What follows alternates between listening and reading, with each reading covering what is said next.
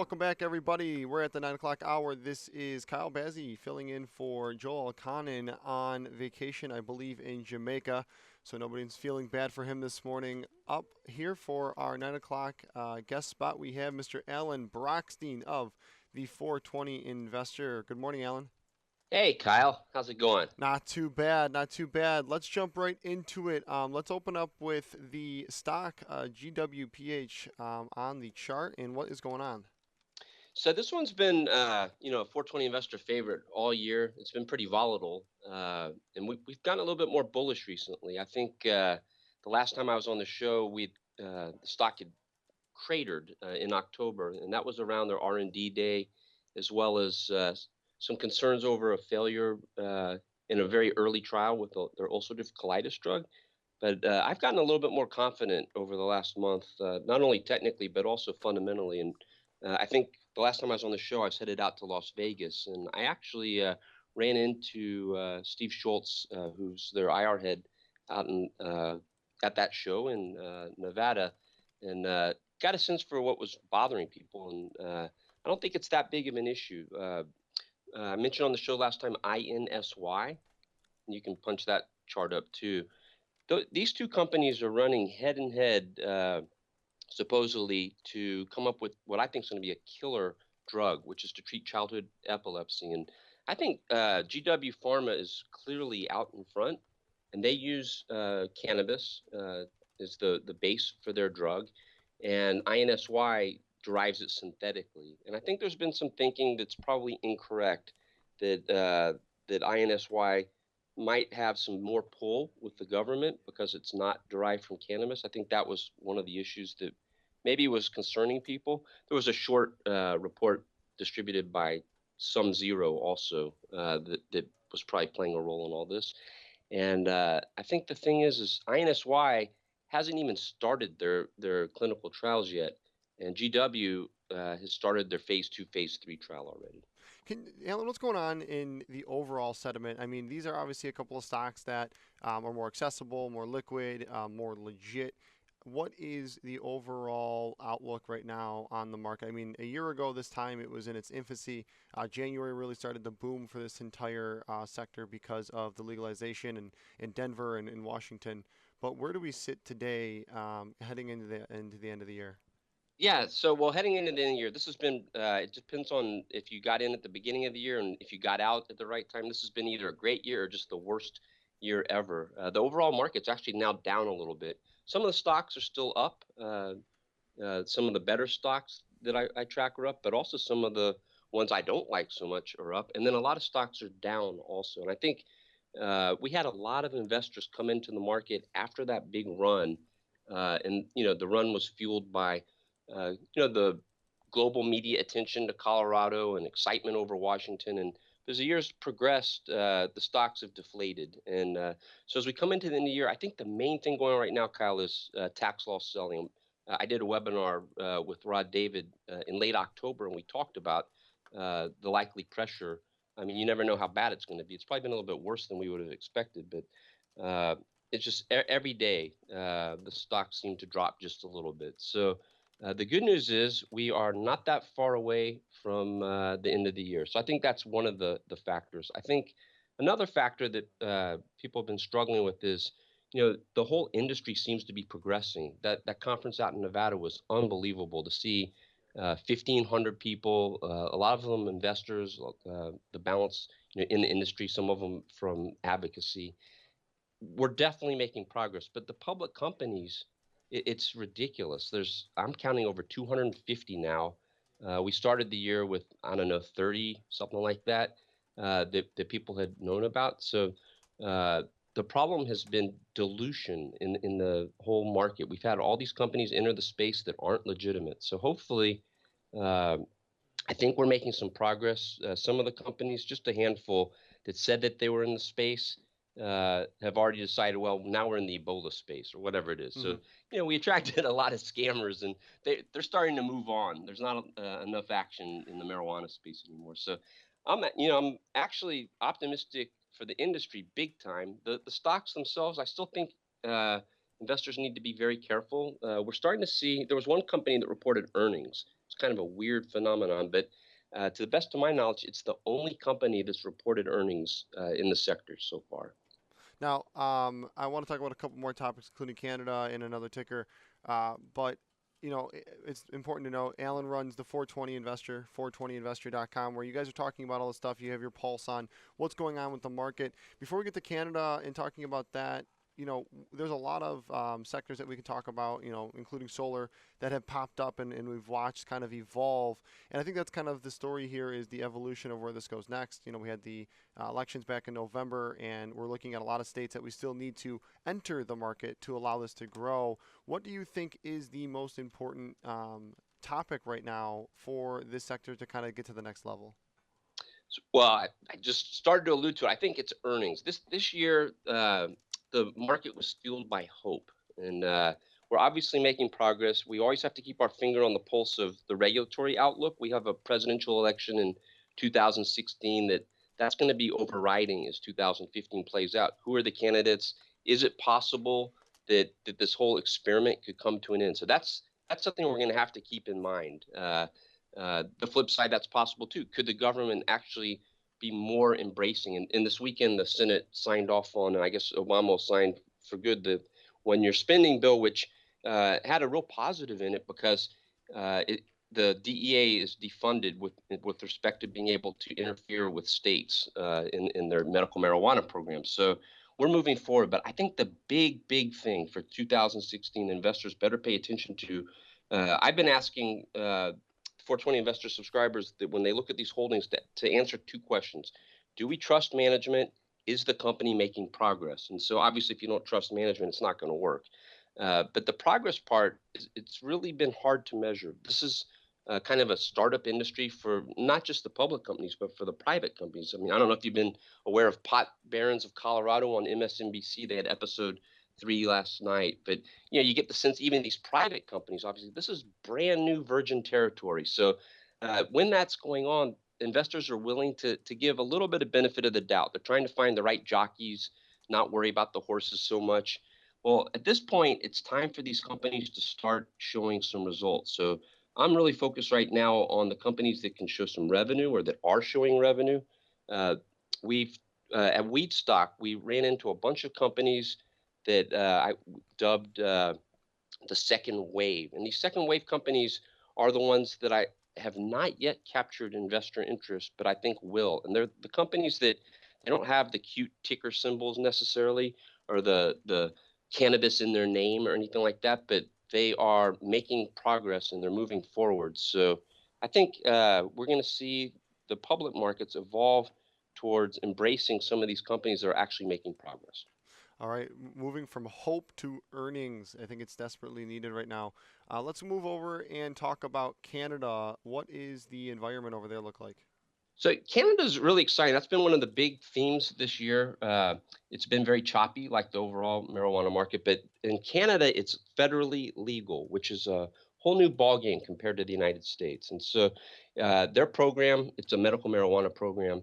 It's kind of weird. It's mail order only and it's flower only. In the United States, you'll see some states that say no flower, only extracts. But in any event, it got off to a little bit of a bumpy start because of a last minute glitch where 40,000 people who were supposed to enter the program were permitted to, with their status quo, where they could buy from these other growers. But that old program's dead. The new program started. We have 6 companies now trading publicly in in that space that are actually licensed by the government to sell cannabis. 5 of them are actually making shipments right now. One of them is growing and will soon be making shipments. This week we have an IPO. I just sent a preview out to 420 investor subscribers. The company's called PharmaCann Capital. It's going to trade. It's not a real IPO. It's a reverse merger, but it's trading under the symbol MJN in Canada on the Toronto Stock Exchange.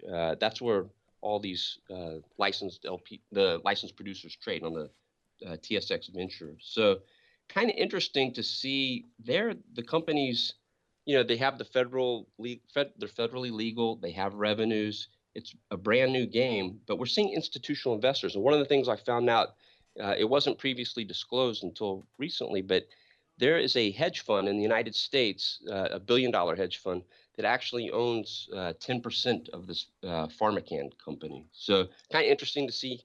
That's not the only institutional player in the space. So I think that's going to be, even though it was off to a slow start this year, one of the more promising areas next year.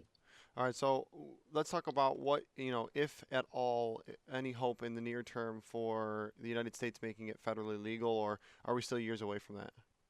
I've been saying all year, I think that that's more of a longer term thing. And it's not really, I think a lot of investors think, hey, I'm going to buy these companies now because I think we're going to go legal quickly. And that's not necessarily the right way to look at the market. And the best scenario for smaller companies getting going right now, I think, is to have this currently ambiguous environment where it's legal state by state, but illegal federally. That allows some of these smaller companies to avoid competition from big pharma, big tobacco, big alcohol, and to grow. And so I think the best scenario from an investment standpoint is that the federal government allows what they call the experiment to continue, which is basically each state creates its own program, and then over time the federal government will realize how stupid this war on drugs is. I mean, from a just from a morality level, I wish they would legalize it tomorrow. But I'm just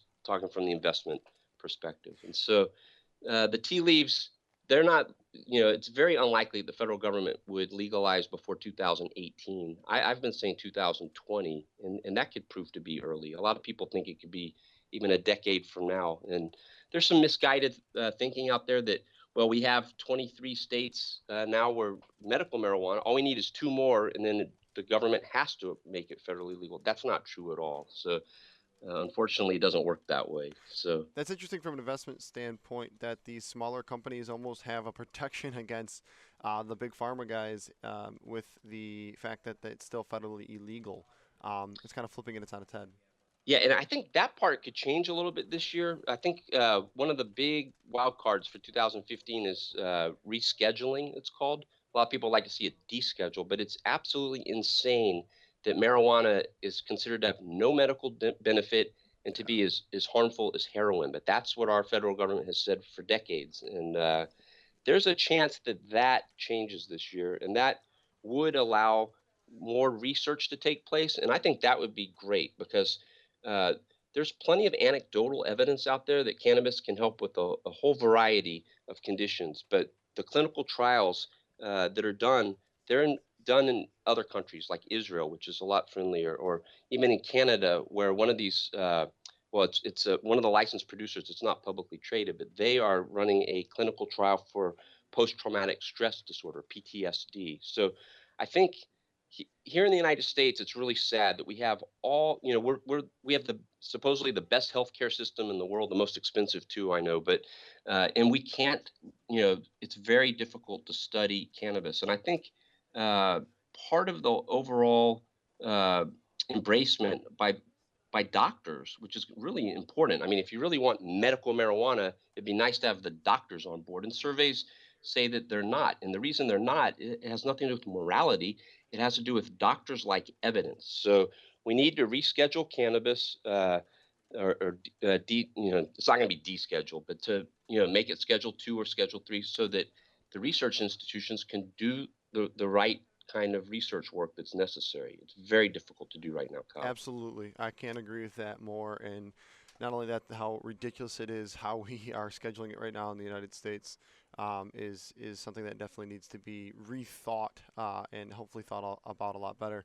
Let's jump over to another ticker that you wanted to talk about, AMMJ, American Cannabis Company. What are you seeing with AMMJ? Well, it's just kind of interesting because this to me is maybe the poster child for the uh, topic I was raising earlier, which is investors in the space or traders seem to embrace these cute tickers, and their ticker maybe a little bit cute. It's got the MJ in there, uh, but at the same time, they ignore companies that seem to be a lot more legitimate. And so this American cannabis company is one of these second wave companies, and they started off trading this year through reverse merger. And you can pull up the chart; it's never really achieved much volume, but uh, They are the one company I've identified in the space that actually had real earnings in Q3. So kind of an interesting point, and they've had nothing but, I would say, execution success. As an example, they have a two-part business model. The first part is to provide consulting services to people who are doing grow operations, and in the state of Minnesota, they had a very competitive program to get two different licenses that were awarded, each with 4 dispensaries attached to a grow operation. And they won one of them for their client, which I thought was very impressive. So that's the first part of their business model. And the second part of their business model is uh, they call it a group purchasing organization concept. And I don't know if you're familiar with that, but there's some of these in the healthcare system where we have literally thousands of hospitals out there, and if they were all going to buy direct or to buy, all the different products that go into running a hospital, surgical gloves, what have you, it wouldn't be very efficient. So there are now these group purchasing organizations that are very popular in that industry. There's about 3 of them, I believe, and they negotiate discounts and really make the whole system more efficient. And so AMMJ has started to do that in the cannabis space to be able to provide their clients, whether dispensaries or cultivators, with the ability to access good products at great prices. I guess is the right way to say that. So, interesting business model. The valuation, it's all these penny stocks are hard to talk about valuation. A lot of them are trading even below 10 million now, but they don't seem to have revenues. So this one is one that has revenues and earnings, and the valuation, there's about 45 million shares at about 70 cents right now, so about 30 million roughly What a what a market cap. what a concept! Earnings for a I know, company. right? um, so we only got a few more minutes here, but I want to give some pushback and get your thoughts on it. We're losing momentum in the MJ space right now, and it can be for a variety of reasons. And one can argue that perhaps maybe the right kind of investor is starting to get involved or will start to get involved as things evolve for the this part of the industry. What do you think? I mean, is there anything that could be catastrophic and really set back, trading and investing here in the United States for these stocks? I want to make sure I understand your question. Are you saying is there like some huge risk that keeps people out of the Well, it's space? almost like lulling us to death here, in the sense that if we don't continue to see any progress or enough progress, that people will just kind of lose attention to this part of the market. Kind of like solar stocks. Solar stocks were really in favor for a while. As things started to die down, they kind of lost a little bit of favor. Do you see anything like that happening? As we start to outlook here in 2015? I think, unlike the solar stocks, and you can maybe argue the quality wasn't so great there, but the quality of the marijuana stocks, to even use the word quality in the same breath is an outrage. So I think that's been a huge problem. And so, it's been more of a trading sector, and I've been following it since early 2013, but I went back and looked at, what the trading was like from '09 on. There's been a few names that have been trading actually that long. They haven't amounted to much, but uh, it's unfortunately it's been more of a macro trade, Kyle, where people buy. Oh, look at what's going on in Colorado. I'm going to go buy these stocks, Hmm. and these stocks had nothing to do with what was going on in Colorado. I mean, zero and no revenue, no connection. Yet they went up Hmm. in a lot. So I think we're just really early in the market, and like I said, we're starting to see some companies that have revenues and that I think are run well. I just joined a not-for-profit. It's a self-regulatory organization called Association for Responsible Public Cannabis Companies. It's a mouthful. ARCPC, and they have a very high bar, but the whole purpose is to elevate the industry, which is what I'm all about. And so they have these standards that these companies have to adhere to in order to be included in this uh, group of responsible public cannabis companies. Only 3 companies made the list. Actually, that AMMJ was one of them. And so that kind of tells you there's 250 companies out there, and the first cut was that only 3 qualified. And so I think to answer your question, the industry's moving forward, and there's no doubt about that. Uh, we have some private companies that are progressing that aren't public yet that I think would attract a lot of attention. We have Canada, which I think is progressing and is attracting some attention. So in the United States, we're going to have to see a lot of the companies that have been around, that have had their chance to do something, but have proven themselves to be nothing more than penny stock scams, just disappear. We have to rid the market of those, unfortunately. All right, Alan, as Warren Buffett is famous for saying, in business, the rearview mirror is always clearer than the windshield. Well, I consider you our windshield wipers here for the cannabis sector, as you're trying to help us clearly see where it's going, clearly see how to take advantage of it, and hopefully make some money. Thanks for coming on this morning. All right. Thanks, Kyle. Take it easy. Have a good new year. All right, that's Alan Brochstein of the 420investor.com. If you're looking into that sector, the MJ sector, cannabis, marijuana, that is the place to be.